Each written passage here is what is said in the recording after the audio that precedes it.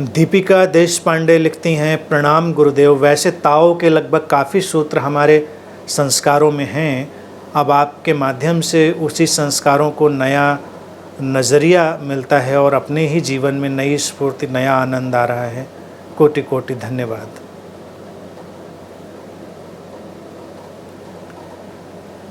बेशक दीपिका, वो सारे संस्कार जो ताओ बात कर रहा है वो भारत के जनमानस में रचे बसे।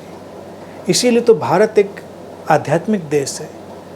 आप यहाँ पर कोई भी बात निकाल के लाइए, किसी भी विश्व की संस्कृति से लाइए, किसी भी भारत की ही गहरी से गहरी परंपरा से लाइए, और तुम देखोगे कि ये तो जनमानस में किसी न किसी रूप में विद्यमान है। जनमानस में किसी न किसी रूप में उनकी कोई न कोई चीज़ मिलती है। लेकिन क्या है कि हमको उन्हें फिर से एक बार पुनरुज्जीवित करना पड़ता है। हमको एक बार फिर उस समझ को नए ढंग से देख लेना पड़ता है। उस समझ को हमें फिर से निखार लेना पड़ता है।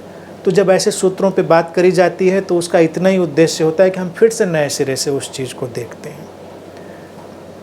ये सब जैसे हमारे त्यौहार होते हैं, त्योहारों को हम बार बार मनाते हैं, बार बार सेलिब्रेट करते हैं। हर बार एक नया उत्साह, नए ढंग से घर की साफ़ सफाई, सजावट, बंधनवार सब कुछ होता है। हर बार वो उत्साह, वो स्फूर्ति, वो संचार आता है। तो इसी तरह ये संस्कार, ये प्रज्ञा, ये जो भी समझ के सूत्र हैं, ये रचे बसे हैं हमारे अंतरतम में। लेकिन जब हम हर बार उनको एक बार देखते हैं, सेलिब्रेट करते हैं, तो ये फिर साफ़ सफाई, सेलिब्रेशन और डेकोरेशन, इस सब की प्रक्रिया शुरू होती है। फिर होली होती है, फिर दिवाली होती है, फिर नए रंग घोलते हैं, फिर नए दिए जलते हैं। हर बार इसी तरह से अच्छा लगता है, सुंदर लगता है। इसीलिए बार बार जब बात करी जाती है तो बार बार नई दिवाली, नई होली होती है, नए रंग, नए दिए, नई रोशनी सब आते हैं। तो इसीलिए सुंदर है।